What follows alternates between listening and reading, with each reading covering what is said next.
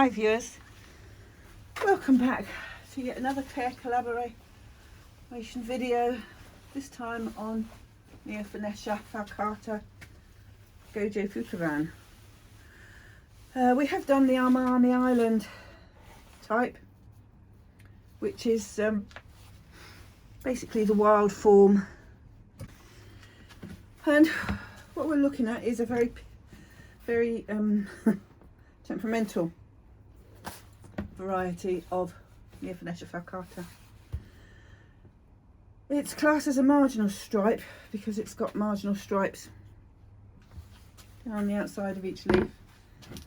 I found it difficult to grow. I've been trying since 2015, I suppose, and the one I got back then was not a very big one.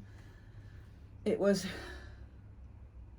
didn't grow. Didn't matter what I did, it didn't grow. Kept it alive till eventually it succumbed.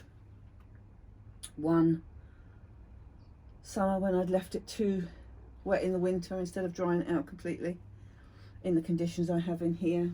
Didn't have enough air movement at that time, so it was inevitable I would lose it. The Japanese, Koreans and Chinese, these, especially in Japan, these are highly sought after plants. They have grown and tried over the years and come up with some absolutely amazing varieties. You've got bean leaf, you've got needle leaf, you've got variegated, you've got oh, I couldn't even remember them unless I was looking at a piece of paper. There's all sorts that have been put together and grown into something as splendid as we have today. I mean, originally there was only, I think it was 3 species of this plant from this genus. There was a total of 3 species. Everything has derived from them one way or another. All 3 of the species could be found in China, 2 in Korea, and only 1 in Japan. And from there, going back years and years, they have grown into what we have today. The Armani Island ones are popular. The other ones are harder to get hold of. You can usually get hold of a few quite easily, but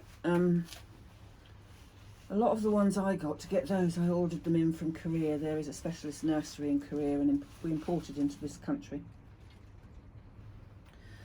So they're not cheap, but buying them direct rather than buying them from somebody's collection is a cheaper way of doing it. Although now that the UK have done what they've done, they're going to put horrendous charges on us to get them into this country. So what we'll actually do this year, I don't know, and it would have to get a whole lot better without things sitting around for days before the customs and excise could sort themselves out enough to get them through.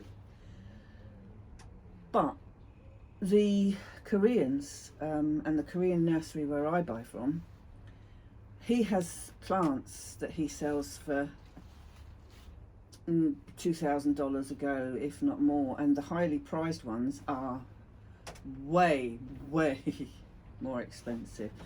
This one was a reasonable one. This size one, I got it with 7 growths, and it had what looked like 4 babies, and I think I paid something like $48 for it, which is amazing for what I've got. The variegation could be better. Gojo is also a highlight grower.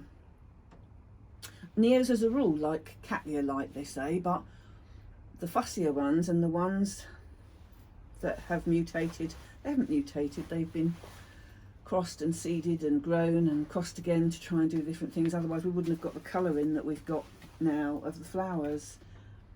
We've got some phenomenal colour flowers into this genus now, but Gojo has been around for a very long time, a very long time. It goes back a long way, and in the early days, I'm guessing it would have been one of the first ones they played with to get the variegation. We've got all sorts going on in this genus. It's actually trying to get hold of them, and you can't very often. You can't always give them perfect conditions. This, as I've learned over the years, it's classed, because it's such a common Neo. It has the reputation of being reliable, and if allowed to grow and given the correct conditions, it will grow into a showstopper. I mean, across the board they say Neos prefer medium light level. For medium light, you're looking at Cattleya light, and the others you go anything down to low light levels, but Gojo is classed as a high light loving plant, and as such should be kept where it's lighter and obviously shaded from the sun. No Neo likes to be in full sun. It's why they can be grown in such a variety of conditions, because we've got air movement is their thing, I've learned over the years. I've got two big fans in this greenhouse, one down one side going one way and one down the other side at the opposite end going the other way, so that there's a full circle of fan going all the time, all day. And it's actually, one fan is over the Neos, which then goes to the end, and the one on the other side goes to the other end, and it goes round and round, so the air is moving all of the time, and it's on all day, and it's on through the night as well.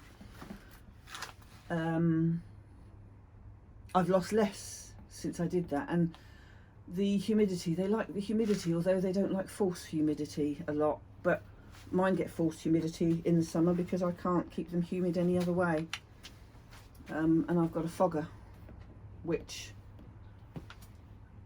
I set it, I think, to 60%, and I work on a theory of between 50 and 70%, and provided you can provide that humidity, they stay happy. They don't want to be soaked. They're Japanese, I mean, they're prized versions. They're only grown for their foliage, they're not grown for their flowers, and they're shown over there, they're put on little pedestals. The whole thing is about the display.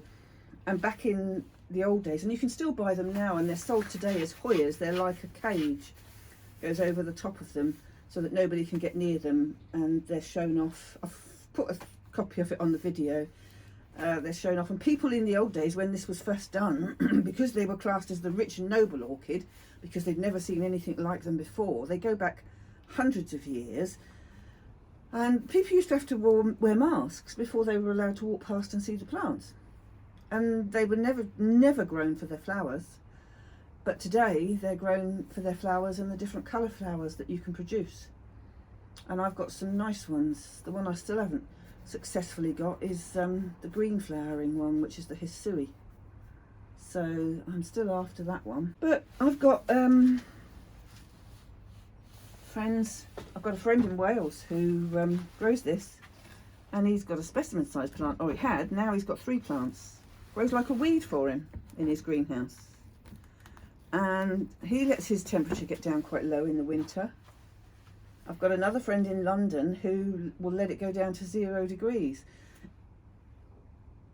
Everything tells you that you read, they will stand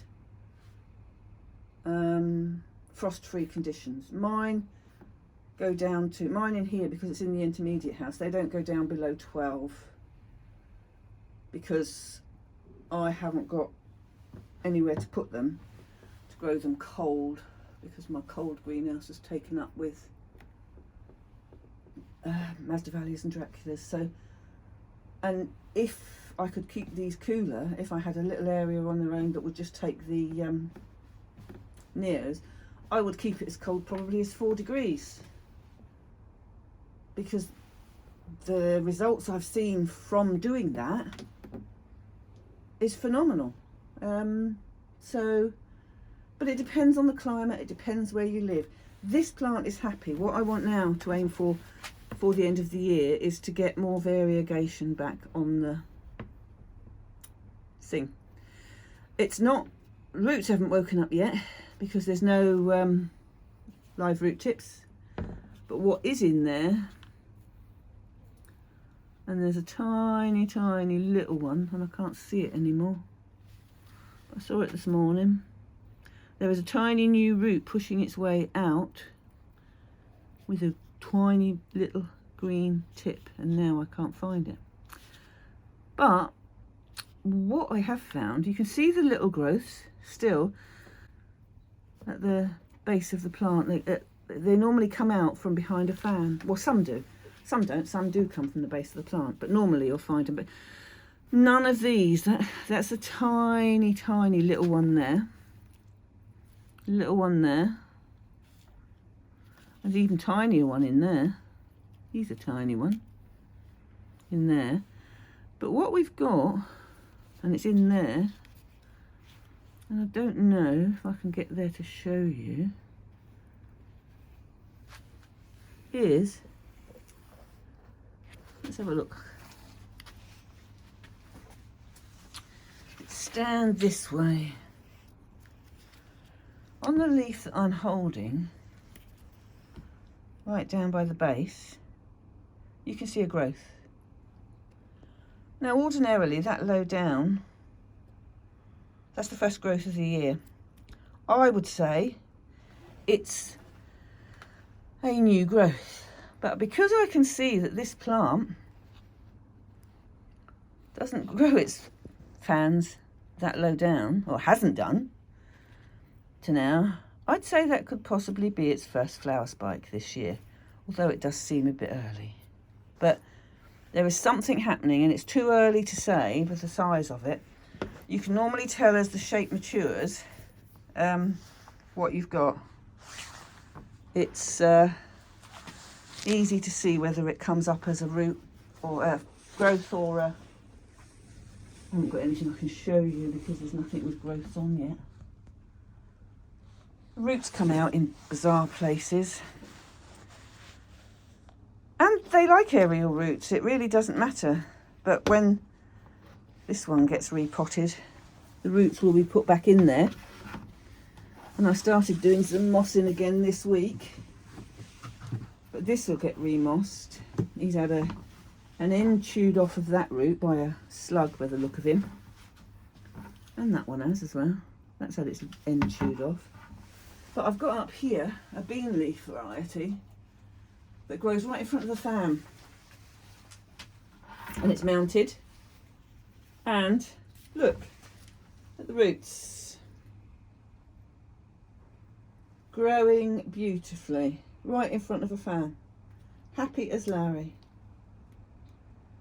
Actually, thinking about it, when I did the feeding yesterday, because you're hanging up there, I didn't feed you, did I?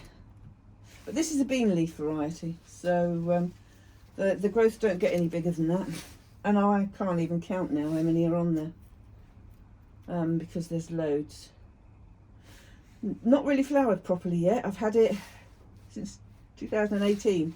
Last year was the first year it flowered after I put it up in front of this fan, and it's right up in the roof, so it's getting highlight. And through the winter it stays up there, so it gets really highlight, whether it's sunny or not, but obviously the sun is different. And it's grew up there all last summer, and it's perfectly happy. But it flowered, and although it didn't flower as much as I would say it should have done, it flowered okay, and the flowers were okay. Probably didn't flower as much as it should have done because I didn't give it enough water and feed, considering it was up there. So that's down to me. I will do it different this year. But apart from that, I don't think there's anything else we can do apart from try the various things. I do find this temperamental, but I took the easy way out this time and bought not a specimen sized plant, but a well-grown sized plant rather than a single growth, and I will avoid single growths now. On that note, I've got to go indoors. We've got a committee meeting. We haven't got a committee meeting. We've got a society meeting this afternoon, which starts at 2, and I've got to get this processed to go out today as well, because I haven't done it before. So hope you found them interesting, and I'll catch you on the next video. So take care, stay safe. Bye bye now.